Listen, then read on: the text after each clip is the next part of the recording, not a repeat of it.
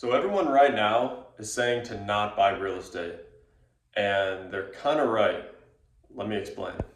So if you're new here, my name is Dawson. I am on a goal to buy 100 real estate properties here on the channel, and it's been 4 months since I last uploaded. To be honest with you guys, it hasn't been the easiest time, and it's actually been quite stressful. I don't think I need to tell anybody right now that the market isn't great, that interest rates are high, that prices are high, that all of these things that you guys probably hear on the news, because we all know that. But there are some things that I want to talk about in this video that I don't think people quite address and need to be talked about before you even consider buying any kind of real estate. First and foremost, understand that real estate is not passive.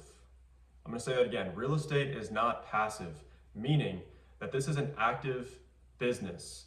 So if you're going to go with the goal of buying properties, assuming that it's going to cover your lifestyle and it's going to be mailbox money, you have the wrong expectations. Every rental that I've owned, I've had to put in money at some point, some more than others. And that's just a reoccurring thing. But that all adds up. And then you compound that over so many properties. And then now the goal that you once had of something paying you is actually the thing that's taking all of your money away. When I first got into real estate, I heard that more millionaires are made through real estate than anything else. And I believed that for a long time until I realized that statement is only half true. See, more millionaires are made through real estate than anything else. Yes, however, most of those millionaires had an active business prior to getting into real estate. So they had money and they had active income to be able to funnel that into more investments that help them compound their wealth. Number two is buying deals right. And so what that means is you don't make your money after you're done doing the remodel. You make your money when you buy the deal.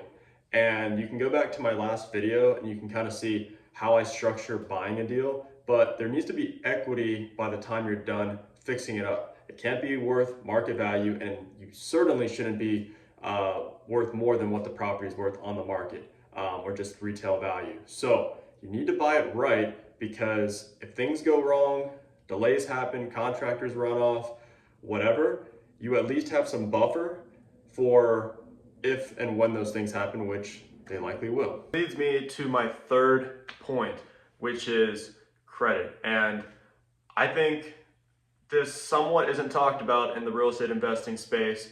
It's pretty important if you're buying a house, maybe not so much if you're a real estate investor as far as the credit goes. However, I personally had the experience of getting my credit destroyed 2 or 3 months ago, and it's been a nightmare ever since. So let me talk about that. So when I bought the property, credit didn't matter. I used a hard money loan, and the only thing that they care about is, are the values good on this piece of property?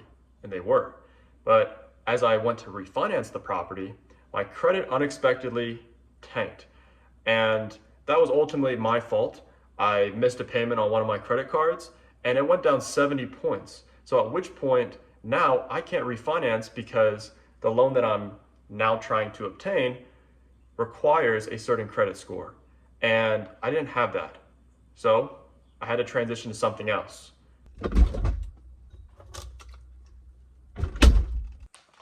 So I can't refinance these properties because of my credit tanking.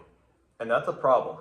It's a big problem, because now I have all this debt and I have these lenders that need to get repaid. And if the lenders don't get repaid, then that means more fees, more interest you're paying, and that just continues to go up. And I'll be honest, this is a pitfall that I've seen a lot of people get in and they can't get themselves out of. You just really need to be careful, because when you have debt, that's why so many people are against it, because of not managing it wisely.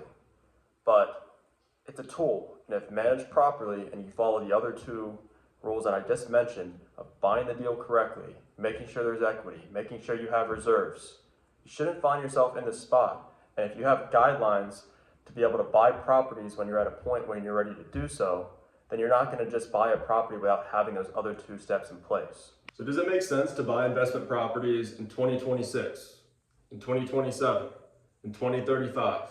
It doesn't matter the year. What matters is the foundation that you've laid.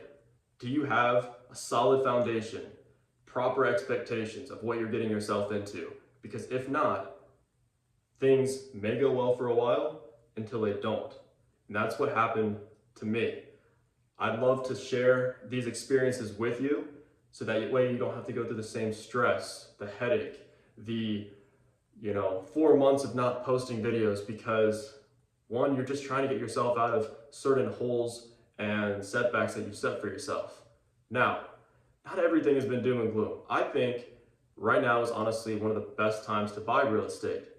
There's so much fear in the market, and like Warren Buffett says, when others are fearful, be greedy, and when others are greedy, be fearful. So there are so many deals out there right now, but you gotta be wise about going about buying them.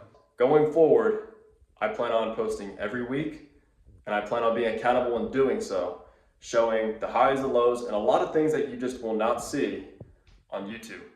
And so next week, I'll be posting all of the updates from the past 4 months and look forward to the journey.